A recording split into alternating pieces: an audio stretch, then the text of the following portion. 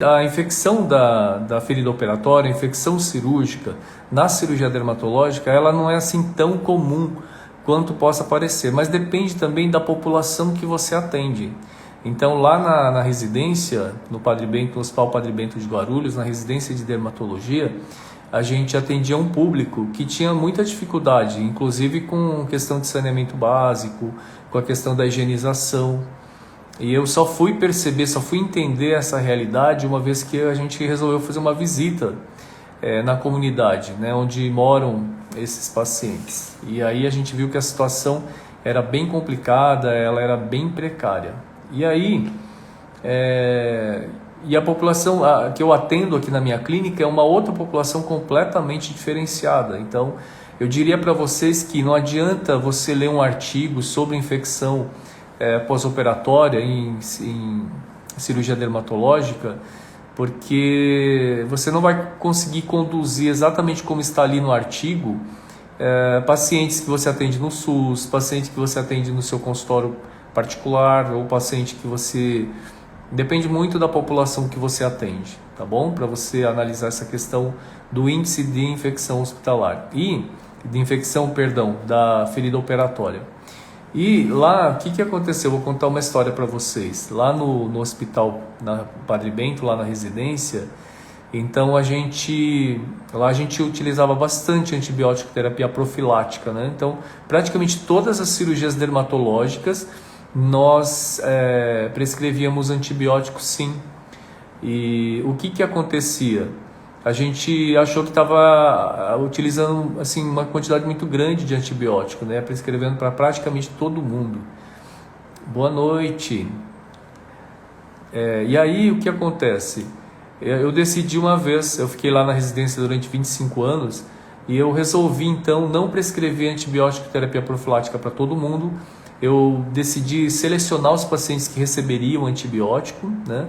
E também num período mais curto de tempo, porque a gente prescrevia lá por 7 dias antibiótico terapia. E aí fizemos o protocolo, seguindo os artigos que a gente tinha lido, que seriam alguns casos bem específicos para você usar o antibiótico. Então, em cirurgias complexas, como retalhos e enxertos, pacientes imunodeprimidos, cirurgias infectadas, assim, já com lesões infectadas, por exemplo, um baso infectado, que é uma cirurgia já infectada, né? Então a gente resolveu dar antibiótico somente para esses pacientes. E por 48 horas, que é como orienta, como recomenda a literatura. E aí sabem o que foi que aconteceu? Nós tivemos um índice altíssimo de infecção pós-operatória, mas muito alto. Chegou a 80% de infecção nas cirurgias. E aí a gente foi tentar estudar e entender por que essa realidade lá no SUS era assim tão diferente, era tão peculiar, né? E a gente só foi entender quando nós resolvemos fazer uma visita à comunidade que a gente atendia, né? E a realidade era muito dura, viu? Porque os pacientes realmente, muitos moravam na comunidade mesmo, às vezes em barracos, não tinham acesso a saneamento básico. Então, quando a gente dizia para o paciente, você precisa lavar sua cirurgia com água e sabonete, você precisa higienizar adequadamente, o paciente muitas vezes ficava constrangido, ele não falava para nós, né? Mas no fundo ele queria dizer, doutor, eu não tenho água às vezes nem para beber, quanto mais para lavar a cirurgia ou tomar um banho. Então, quando a gente viu essa realidade, a gente entendeu que é diferente, né? Você prescrever antibiótico terapia profilática baseada no artigo, num trabalho que foi feito em Nova York ou que foi feito numa clínica privada, porque a população é completamente diferente, né? Então aí nós voltamos a introduzir a antibiótico terapia profilática e aí conseguimos controlar as infecções no pós-operatório. Então é importante você avaliar isso. E no seu consultório, né, na sua clínica particular, você precisa avaliar também se o seu paciente ele tem condição na casa dele fazer a higienização, não só a condição dele ter água e sabão para fazer a sua higienização, né, cuidar da cirurgia, mas às vezes se o paciente, se ele tem condição psíquica, mental para fazer.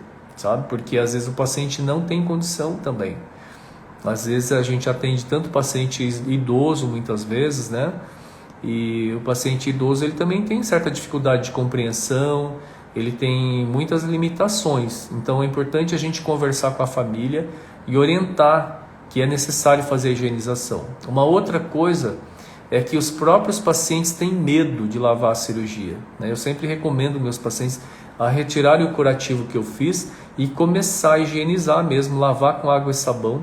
É a melhor coisa, na minha opinião, é água e sabão. Então, desde a residência, quando eu fiz cirurgia geral, cirurgia plástica na Santa Casa aqui em São Paulo, a recomendação dos meus professores era sempre assim: no dia seguinte, tira o curativo do paciente e começa a lavar com água e sabonete no dia seguinte. Então, o paciente fica com o curativo 24 horas e depois já começa a lavar. Então, o curativo nas minhas cirurgias, eu costumo deixar entre 24 e 48 horas, não costumo deixar muito mais que isso.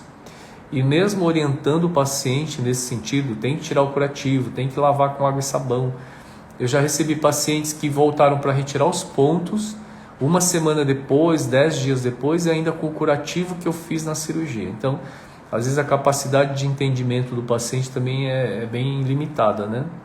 Então precisa reforçar, precisa explicar. E por isso é tão importante que no pós-operatório alguém ligue para o paciente, né? Na minha clínica aqui, alguém telefona para o paciente. Então, para cirurgias grandes, as cirurgias plásticas, né? As minhas cirurgias grandes, abdominoplastias, lipoaspirações, mamoplastias, eu cuido do paciente, eu ligo para ele para passar as orientações, porque às vezes o paciente está aqui no seu consultório, fez a cirurgia, pode, olha, ela falou assim, ela perguntou assim, no couro cabeludo pode lavar no mesmo dia? Pode lavar. Sabe o que acontece de lavar antes das primeiras 24 horas? É porque pode causar um sangramento ali, né? Porque ainda não houve uma, como que eu vou dizer assim, a hemostasia ainda ela não está, o sangramento não está totalmente controlado. Então, se você orienta o paciente a lavar a cirurgia antes das primeiras 24 horas, pode ali ocorrer um sangramento e pode assustar o paciente, pode até sangrar bastante, né? Pode assustar o paciente. Então, nas primeiras 24 horas eu não oriento a mexer, fica com o curativo que eu fiz e depois o paciente higieniza, lava, né? Depois de 24, 48 horas que eu peço, tá bom? Especialmente couro cabeludo, que é muito vascularizado, se o paciente manipula ali com água e sabão, às vezes uma água quente do chuveiro, pode causar um sangramento ali, e às vezes um sangramento bem exuberante, né? Pode o paciente até ter que voltar, às vezes, para o consultório. Então, é super importante você entender a realidade do seu paciente, sabe? Então, às vezes o paciente tem uma condição socioeconômica bem diferenciada, mas é um paciente que tem medo, sabe, de lavar. Você fala para ele lavar no dia seguinte e sabe o que ele faz? Nem lava, joga uma água lá, nem esfrega. E é importante, né, a higienização, a limpeza mecânica do sítio operatório, né, porque ali começam a fixar bactérias, né, que podem levar à infecção. Então é importante também que o paciente passe ali, esfregue ou com a mão mesmo, água e sabonete, ou uma gaze mesmo, ele umedece com água e sabonete e faz uma higienização mecânica ali do local. Então é importante toda essa orientação, porque a gente acha que o paciente entende tudo e nem sempre. Especialmente quando o paciente fez o procedimento no seu consultório, então o paciente desce da maca, a gente dá a receita para ele, o pedido do anatomopatológico, explica o que ele tem que fazer, o remédio que ele tem que tomar, mas o paciente está às vezes tão obnubilado, está tão, às vezes meio fora do ar, né? Porque ele fez uma cirurgia, porque para a gente é uma coisa muito corriqueira, mas para o paciente é uma situação de estresse. Então você orienta e ele esquece completamente. Então sempre no dia seguinte eu ligo para os meus pacientes da cirurgia plástica, cirurgias grandes, e alguém da minha equipe liga para os pacientes da cirurgia dermatológica e dos procedimentos estéticos, porque eles esquecem completamente. Então a gente liga no dia seguinte, olha, o senhor tem que tomar antibiótico, o senhor tomou? Não, não tomei. O senhor tem que voltar a tomar o remédio da pressão direitinho. Ah, tem que tomar o remédio da pressão, entendeu? Se ele não toma, ele pode ter um sangramento novamente no pós-operatório, pode ser que tenha que ser reoperado. Então, é importante, sabe, você ligar para o paciente, alguém liga para o paciente. Isso é uma coisa que eu falo muito nos meus cursos, né? Que o médico muitas vezes tem receio de ligar para o paciente, de dar o seu telefone. E é o contrário, sabe? Quando você dá atenção para o paciente, por exemplo, o meu telefone toca muito pouco, né? E os meus pacientes têm meu telefone. Quando você dá atenção para ele, ele fica seguro, ele fica tranquilo, né? E você ligando para ele, ou alguém da clínica, alguém do consultório ligando para o paciente, vocês não têm noção do quanto que você agrega valor às suas cirurgias, aos seus atendimentos, entende? Porque ninguém liga para o paciente, né? Todo mundo tem medo de ligar. E aí, quando você faz isso, o paciente tem em você, assim, ele tem uma percepção de valor absurda, entende? Então não tenha medo, alguém liga para o paciente. Primeiro porque é importante para ver se ele está tomando os cuidados direitinho. E segundo, porque isso vai te colocar num patamar, mas muito acima da média. Muito acima, seguramente. Entende? E isso vai fazer um diferencial enorme para o paciente, que ele vai continuar se tratando com você e ele vai indicar os desconhecidos, familiares e amigos. Então isso te põe num outro nível de concorrência, de competição. E às vezes eu vejo tantos médicos preocupados com preço, né? Ah, fulano, agora tem os profissionais não médicos que estão cobrando tão baratinho a toxina, o preenchimento. Aí o seu concorrente abaixa o preço, você abaixa também, fica aquela briga por preço. Daqui a pouco está todo mundo atendendo pelos honorários, valores de honorários de convênios, né? Dos planos de saúde. E está totalmente equivocado esse raciocínio, né? Não é assim, não é entrando numa briga por preço que você vai melhorar o seu faturamento, não. Você tem que mudar a sua abordagem, tá? Você tem que se colocar numa outra posição, num outro patamar. Você tem que aumentar no seu paciente a percepção de valor, para que ele perceba que realmente vale o quanto você cobra de honorários, sabe? Então você precisa sempre estudar estratégias, formas de fazer com que o seu trabalho tenha esse valor que você está cobrando, que você vai cobrar esse valor e o paciente vai perceber, vai ter essa percepção de valor, tá? E ligar para o paciente no dia seguinte é algo que te coloca num outro patamar, num outro nível. E aí está todo mundo lá brigando por preço, né? E nem se preocupa em ligar para o paciente. Bom, vamos voltar aqui e falar da infecção, da cirurgia dermatológica, né? Eu gosto tanto dessa parte da gestão, do posicionamento de mercado, de precificação, de faturamento, porque a gente está vivendo uma realidade tão triste, né? A medicina hoje totalmente desvalorizada, os médicos totalmente desrespeitados, né? Pelos planos de saúde, os médicos cada vez mais explorados pelos planos de saúde, pelos plantões. E isso é uma coisa que me motiva muito, porque eu muito cedo percebi isso, né? Graças a Deus tive uma percepção muito precoce de tudo isso, e muito cedo, assim, precocemente eu abandonei plantão. Logo depois da residência eu já parei de dar plantão, porque um professor meu falou assim, plantão é uma coisa que não dá futuro para ninguém, então quanto antes você puder sair, melhor. Além de você ser muito mal remunerado, você fica se expondo, né, a riscos. E planos de saúde, então, eu nunca atendi planos de saúde. Então, mas eu sei da triste realidade, né, da maioria dos médicos, porque a maioria atende plano de saúde. Mas voltando aqui à infecção da cirurgia dermatológica, eu vi um artigo que foi feito pela Universidade Federal do Rio de Janeiro, pela disciplina de dermatologia. Ele foi publicado em 2019 na Surgical Dermatology, tá? no volume de outubro de 2019. E é um artigo até interessante, que vale a pena vocês darem uma olhada, que ele fala assim das abordagens, das orientações no pós-operatório da cirurgia dermatológica. É claro que eu não... a experiência que eu tenho, né, nesses 30 anos lidando com cirurgia dermatológica, tem algumas coisas que eu faço diferente. Não vou nem dizer que eu concordo ou discordo, né, mas eu faço diferente. Mas algumas coisas achei bem bacanas, então eu recomendo que vocês leiam também. E lá, na verdade, assim, a infecção da ferida operatória na cirurgia dermatológica, ela não é tão frequente, tá? O índice gira em torno de 1%. Nesse trabalho ele diz que gira entre 0,91% a 1,3%. Agora, voltando àquele assunto voltando, né, o que eu falei no começo aqui da nossa live,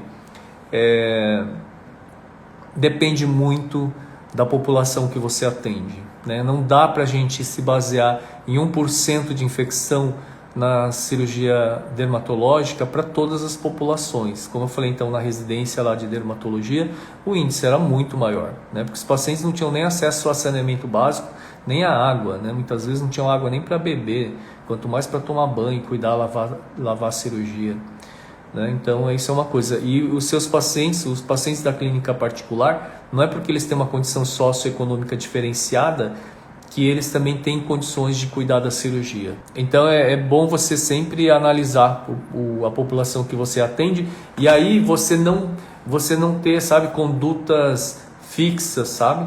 Você precisa ter um jogo de cintura.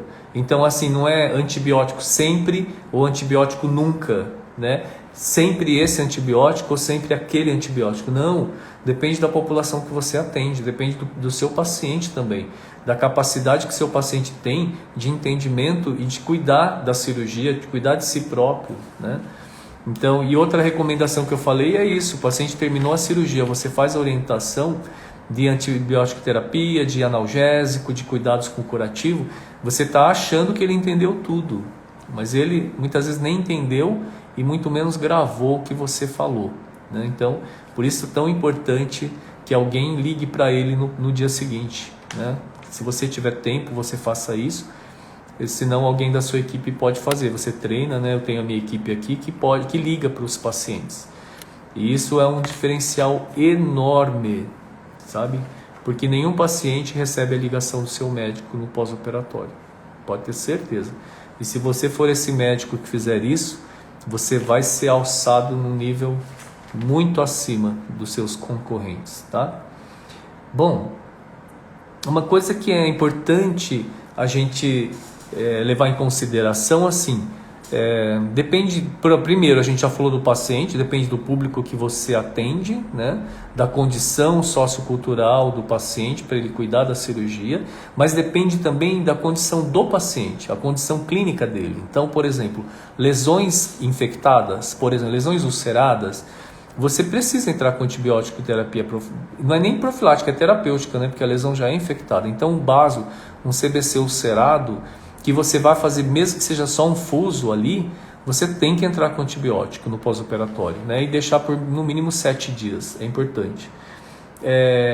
Outra coisa, lesões, por exemplo, em áreas contaminadas, cavidade oral, região genital, né? Região anal, você precisa ter um cuidado maior com a questão da infecção, né? Com o uso de antibiótico, sim, no pós-operatório. Então é diferente você tirar um acrocórdon no dorso de você tirar, por exemplo, uma lesão na cavidade oral, né? Fazer uma cirurgia na cavidade oral que é altamente contaminada.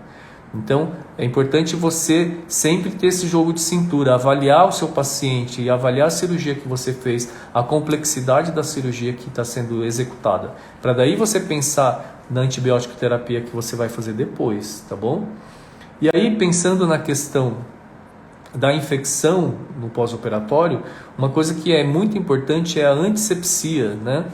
Então você vai fazer antissepsia na sua cirurgia, todo cuidado é pouco. Então já vi também muitos alunos que vêm para mim no hands-on, ou mesmo lá na residência, ou alunos do online, quando me perguntam muito: para fazer antissepsia, eu preciso usar uma luva estéril? Sim, precisa, porque senão você, com a tua luva de procedimento, você está contaminando lá a cirurgia, não está adiantando nada, você está contaminando o sítio operatório. Então, a antissepsia, se você vai fazer com a luva, use uma luva estéril, e você vai lá fazendo sempre a antissepsia numa direção só num sentido, né? Você não vai fazer de forma circular, ou de cima para baixo, ou de baixo para cima, ou da direita para a esquerda, sempre num sentido só, e não circular, tá certo? E se for uma lesão ulcerada, uma lesão infectada, então a área da úlcera, a área infectada é a última que você vai pintar. Então você vai fazer a antissepsia do restante e depois, por último, aquela área infectada. Porque se você começa por ali, você espalha toda aquela infecção, né, todas as bactérias em todo o sítio operatório, tá? E aí, para você fazer antisepsia sem se contaminar, sem contaminar a sua luva, você pode usar uma pinça de PEAN, que é a pinça específica para fazer antisepsia. E aqui no caso eu também uso Bacaus, porque o Bacaus eu já faço antisepsia e depois eu fixo, por exemplo, o cabo do bisturi elétrico, né, a caneta do bisturi elétrico eu já fixo com o Bacaus, tá bom? Então fez antisepsia, eu gosto de, assim, o antisséptico preferível hoje é a clorexidina, né? Pode ser alcoólica ou ela pode ser aquosa.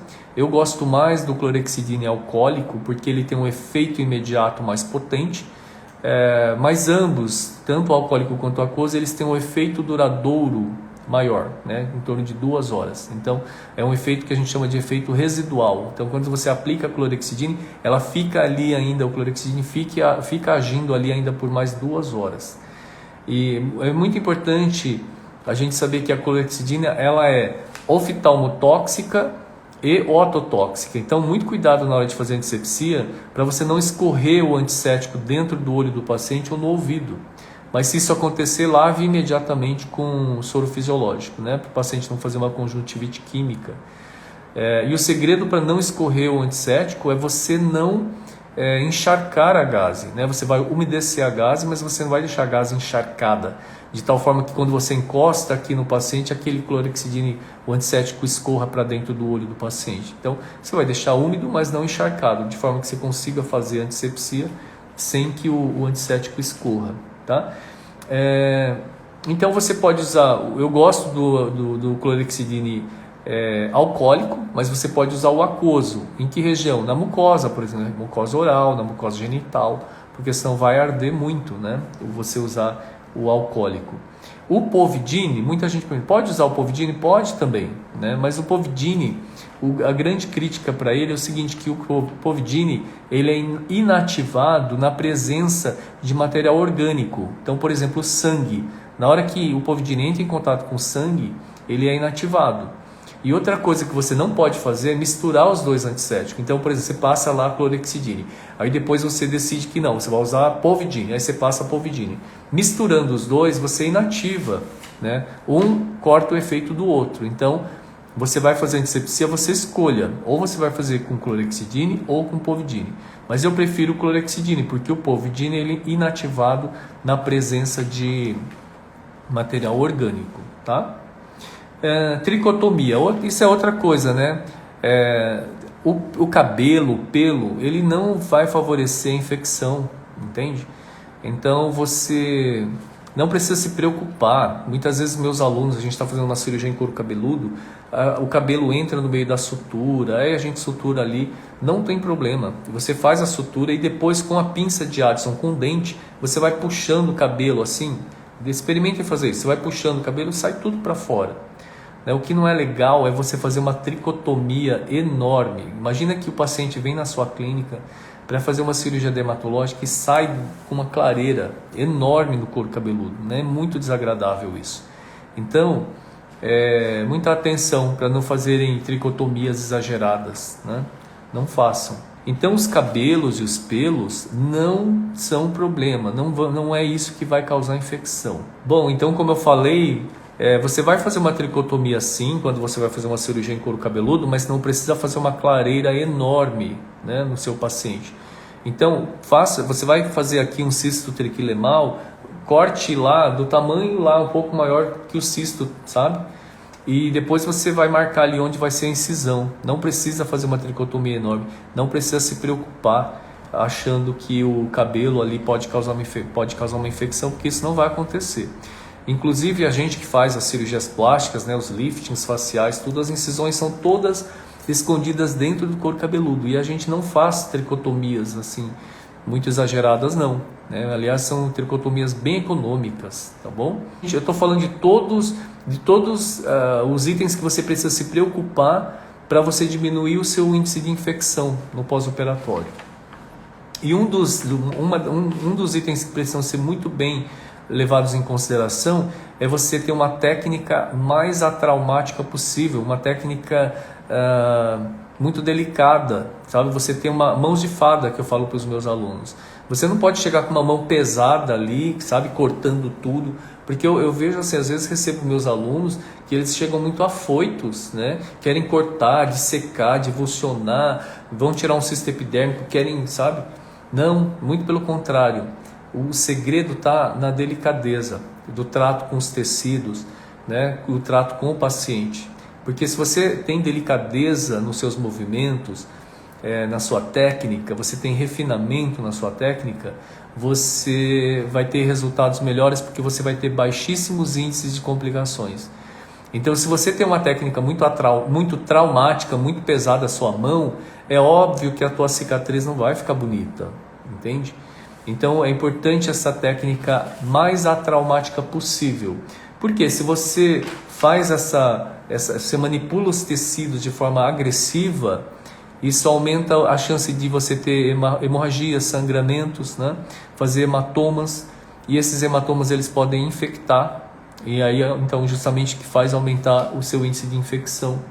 Então sangramento, hematoma e necroses também, porque às vezes você fica lá dissecando. Uma coisa que eu vejo que é muito comum, os alunos perguntarem: doutor, quando o senhor tira lá um cisto ou tira qualquer lesão, o senhor disseca, faz um descolamento? A palavra é descolamento.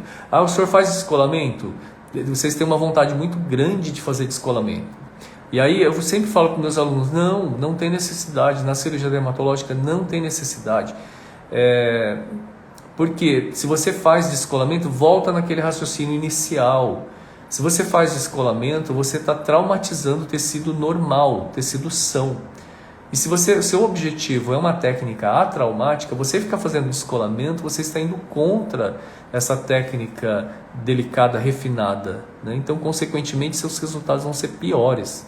Então, não manipule o tecido assim, sabe? De descolar, porque isso tem consequência. Porque às vezes os meus alunos acham que descolar, manipular, puxa daqui de lá, isso vai influenciar nos seus resultados, entende? Então, evitem técnicas traumáticas, sabe? Evite o peso da sua mão, sabe? Sempre muita delicadeza. E aí, então eu fui falando de todos os itens que são importantes, né, para você diminuir o seu índice de infecção, desde levar em consideração as lesões se são contaminadas, se são infectadas, né, o perfil socioeconômico até do seu paciente, o público que você atende, a antisepsia, qual antisséptico usar, como fazer a antisepsia, né, tricotomia é importante? Nem tanto, tá? Não é isso que não é o pelo ou o cabelo que vai ser responsável pela infecção da sua cirurgia, né? E muito importante, eu acho que isso é muito importante, é a técnica que você utiliza. Se você é agressiva na tua cirurgia, tenho certeza que seus resultados poderiam ser muito melhores se a sua técnica fosse muito mais delicada e refinada. E aí vamos então falar da antibiótico terapia profilática, que eu falei no começo da live, que eu lá na residência, que eu fiquei 25 anos lá, eu decidi por bem, né, eu li alguns artigos que a gente não ia mais dar antibiótico de forma indiscriminada como estávamos fazendo. E aí tivemos um aumento abrupto de infecções, né? Por quê? Porque a realidade do nosso paciente é outra. A realidade é outra. Não adianta eu ler um artigo que foi feito em Nova York, né, que o índice de infecção é baixíssimo, e aplicar aqui na periferia de São Paulo, né, sendo que a população que eu estava atendendo ali era uma população de comunidade. Então não dá. Você precisa ter um jogo de cintura e analisar cada situação, né? E aí outro cuidado que eu falei que é importante o paciente acabou de fazer a cirurgia, você fez todas as orientações, mas não pense que o paciente entendeu tudo que você disse ou que ele entendeu tudo que você escreveu na receita. É fundamental que alguém ligue depois no dia seguinte para orientar, né? Reforçar as orientações, as recomendações. E aí, então, quando estariam indicadas então a antibiótico terapia, né? Profilática, então, se a lesão é infectada, então não é nem profilática, é terapêutica. Então um vaso ulcerado tem que entrar com antibiótico, mesmo que você faça um fuso. Qual antibiótico? Uma cefalexina por 7 dias, né? A cefalexina você pode até dar 1 grama de 12 em 12 horas, porque 500 miligramas de 6 em 6 é um pouco chato de usar, né? Mas existem trabalhos, existem livros que advogam que você pode usar a cefalexina 1 grama por dia, como profilaxia de infecção na cirurgia dermatológica, você pode usar durante 7 dias, tá? Cirurgias complexas, então, por exemplo, você fez um retalho, você fez um enxerto, está indicado, é obrigatório você entrar com antibiótico. Por quê? Se o paciente fizer uma infecção ali, é certo que ali você vai ter uma deiscência no pós-operatório, né? Então, é importante que você entre com antibiótico terapia para as cirurgias mais complexas, tá? O que eu queria dizer é o seguinte, se você tem uma infecção no enxerto, no retalho, você pode perder a cirurgia, pode perder a reconstrução. O enxerto é quase certo que você perde, e o retalho você pode perder também, se infectar o seu retalho. Então, é importante entrar com antibiótico. Pacientes imunodeprimidos, pacientes diabéticos, né, em uso de imunossupressores ou qualquer outra doença que cause imunossupressão, você precisa entrar com antibiótico, né?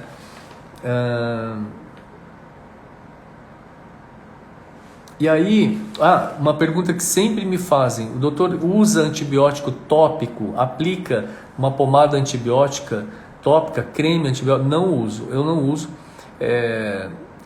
Nesse artigo que eu falei para vocês, que foi publicado na Surgical Dermatology em 2019, eles também falam que o antibiótico tópico não tem o poder de controlar uma infecção pós-operatória, tá bom? Então, eu só uso antibiótico tópico quando eu vou deixar a ferida operatória aberta. Então, às vezes eu não consigo fechar totalmente, então às vezes eu só aproximo, fica um pouco aberto ali, eu prescrevo antibiótico tópico com um debridante químico, para que o debridante vá removendo a fibrina e o antibiótico vá debelando ali, controlando a infecção, e aquilo favoreça então a cicatrização por segunda intenção. Mas mesmo assim, eu uso também o antibiótico via oral sistêmico, tá?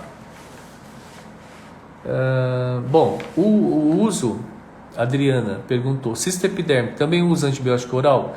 Uso, dependendo do cisto, da localização, exceto se for um cisto muito pequeno, né, numa região muito vascularizada, às vezes como a face, por exemplo, eu até não usaria. Mas eu gosto de usar sim, né? Porque às vezes uma infecção pode fazer você perder todo o seu trabalho, né, com a cirurgia dermatológica. Então eu uso sim. E aí você pode usar a cefalexina, como eu falei, você pode usar por 48 horas, 72 horas, tá? E às vezes, dependendo da complexidade da cirurgia ou também da capacidade do paciente de cuidar da cirurgia, eu deixo por 7 dias. O Márcio perguntou, o Márcio é meu aluno do curso online. Existe alguma situação que o senhor divulsiona ferida cirúrgica? O Márcio teve ele sempre me pergunta, ele já faz bastante pergunta interessante. Olha, em cirurgia dermatológica é muito raro, Márcio, de eu fazer isso. Muito raro. Às vezes eu faço, mas eu percebo que às vezes não traz tanto benefício, sabe? Muitas vezes você vai fechar uma ferida operatória e você acha que precisa de secar ali, descolar para aquilo fechar. Eu acho que aquilo é um pouco uma ideia meio fantasiosa. Eu acho que ela vai fechar de qualquer jeito. Ou mesmo que você descole ali, muitas vezes ela não vai fechar. Se ela não vai fechar de qualquer forma, eu acho, sabe? Em cirurgia plástica é diferente, né? Porque a gente faz realmente muito descolamento em abdominoplastia, mesmo mamoplastia, lifting facial, né? A cirurgia plástica, por definição, faz descolamentos, mas na cirurgia dermatológica não. Eu já tirei lesões grandes de dorso, por exemplo, deixei cicatriz ali de 20 centímetros de comprimento e não precisei de secar, não. Então, se eu sempre falo de divulsionar, de secar, eu sempre falo para os meus alunos, comece a fechar pelas bordas, pela extremidade. É que vocês querem fechar no meio, e aí você vai tentar fechar no meio, ali não fecha, né? Tá muito tenso ali. E aí você fica tentando ali, você não consegue. Aí dá a ideia de querer dissecar. Mas eu falo para meus alunos, vá fechando pelas bordas. É como um mingau quente. Você não vai comer um mingau quente pelo meio, que você vai queimar sua língua. Você vai começar a comer o mingau pelas bordas. Quando você chega no meio, o mingau já esfriou. É o mesmo raciocínio, vai suturando pelas bordas. Quando chegar aqui no meio, aquela tensão na linha de sutura, ela ela já se foi. E quando você evita de ficar fazendo divulsões, assim, dissecções desnecessárias, você diminui muito o índice de complicação, de necrose, de seroma, porque você fazendo dissecções também, você cria espaço morto, você aumenta o espaço morto. Então você aumenta a chance de seroma que podem contaminar, podem infectar, né? E aí, em relação à retirada de pontos, se o paciente estiver na vigência de uma infecção cirúrgica, você não retira os pontos. Às vezes o paciente retornou em 7 dias para retirar o ponto e a ferida está infectada. Então você muda antibiótico ou você introduz antibiótico terapia, né? Orienta a higienização, até pode usar um clorexidine ali para ele higienizar. Pode ser um clorexidine como sabão, né? Sabonete, que é o degermante, que a gente chama assim. Ou pode ser o clorexidine mesmo alcoólico ou aquoso para ele aplicar ali no local, que ajuda. E antibiótico sistêmico via oral, que você pode trocar se você já tinha introduzido e não resolveu, ou você pode introduzir antibiótico terapia. E aí os pontos não podem ser removidos, você deixa o ponto por mais tempo, pelo menos uma semana, até debelar a infecção. Porque se na vigência da infecção você retirar os pontos, a deiscência é praticamente certa. Alguém pergunta, a Lara, que foi minha aluna do curso Hands-On. Cartilagem merece mais atenção? Sim. Cartilagem, sim. Você expôs cartilagem, você mexeu com cartilagem, cortou cartilagem? Sim. Entre com antibiótico e deixe uma semana pelo menos. Por quê? Porque uma condrite, que é a infecção de uma cartilagem, pode ser auricular, pode ser nasal, ela é muito grave. Porque a condrite causa a absorção da cartilagem. Então, talvez vocês já tenham visto ou vão acabar vendo um dia, eu já recebi vários pacientes que colocam piercing na orelha e fazem uma infecção, e às vezes a infecção ela se espalha e ocorre a absorção do arcabouço cartilaginoso, e aí fica só a pele murcha assim, ó. E é muito difícil de resolver isso depois, sabe? Uma das formas seria pegar a cartilagem costal e esculpir o pavilhão auricular e fazer um enxerto de cartilagem, mas nunca fica bom, nunca fica perfeito. Então, infecção em cartilagem é muito grave, né? Por isso que eu mesmo não recomendo piercing em orelha, né? Nariz, eu acho muito perigoso, porque a infecção na cartilagem ela é muito grave. O Márcio perguntou, em região de dobras, inframamária, região inguinal, posso retirar de uma... É necessário o uso de antibiótico via oral? Olha, Márcio, eu acho que depende mais da lesão do que da região, sabe? Se a lesão você tirou ali acrocórdons, fez uma curetagem de ceratose seborreica, tirou uma lesão pequenininha ali, acho que não há necessidade. Na ceratose seborreica que você fez a curetagem, que você aprendeu no meu curso, Lara também já aprendeu, eu uso ali um debridante químico com antibiótico tópico para facilitar a epitelização. Mas eu diria que nessas localizações não seriam nem as dobras, né, região inframamária, região inguinal, que seriam determinantes no uso do antibiótico, mas sim o tipo de lesão que você tirou. Você tirou ali um cisto epidérmico, um carcinoma basocelular, um espino, você tirou uma lesão maior, né, uma lesão infectada, aí sim entraria com antibiótico sim, tá? Lara, deixaria a cicatriz por segunda intenção em cartilagem? Deixo sim, Lara. Vocês têm muito receio de deixar a cartilagem exposta, né? Então quando vai tirar um tumor, nossa, a cartilagem, cheguei na cartilagem, a cartilagem ficou exposta, meu Deus. Não tenham receio. Então, por exemplo, que situação? Quando você tem um tumor aqui, ó, dentro da concha auricular, vocês vão ver que aqui dentro da concha não há elasticidade da pele. A pele simplesmente está cobrindo a cartilagem e não há elasticidade. E você vai tirar ali um baso, você precisa oferecer a cura para o paciente. Então, você vai tirar com margem e muitas vezes você vai expor ali a cartilagem. Às vezes você vai tirar um tamanho de 1,5 cm de diâmetro e a cartilagem vai ficar exposta, não tem como você cobrir, né? E você pode sim fazer, por exemplo, um enxerto, mas como a cartilagem ela é pouco vascularizada, muitas vezes o enxerto de pele ele não integra, sabe? Ele acaba necrosando. Então, muitas vezes eu deixo mesmo cicatrizar por segunda intenção, usando essa pomada com debridante químico e antibiótico, que é a colagenase, que eu gosto, todo mundo sabe disso, e vai fazendo curativo e aquilo cicatriza por segunda intenção e vai muito bem, né? Então não é um problema, tá? Eu até deixo o antibiótico sistêmico na primeira semana, 10 dias, e depois já tiro o via oral e fica só o antibiótico com a pomada ali para até cicatrizar, tá? E geralmente demora em torno de 20 dias a cicatrização por segunda intenção ali naquela região, tá bom? Acho que é isso. A live já deu aqui 43 minutos. Eu queria agradecer a presença de vocês, dizer que para mim sempre é um prazer estar aqui. As dúvidas que vocês tiverem podem me mandar um direct, tá bom?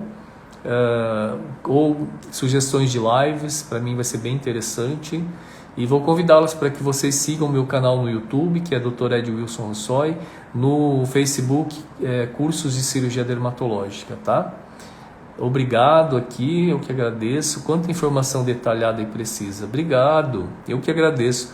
Contem comigo. Na verdade é a minha missão de vida. Eu sempre falo aqui para vocês, né? É passar o meu conhecimento, o que eu aprendi, o que eu ensinei nesses 30 anos, para encurtar o tempo de vocês, encurtar a caminhada. Obrigado, Márcio. Encurtar a caminhada e fazer com que vocês cresçam na especialidade, né, que vocês fazem, que é muito bonita. Faz de orelha rasgada? Faço sim, já fiz também, mas eu faço, viu?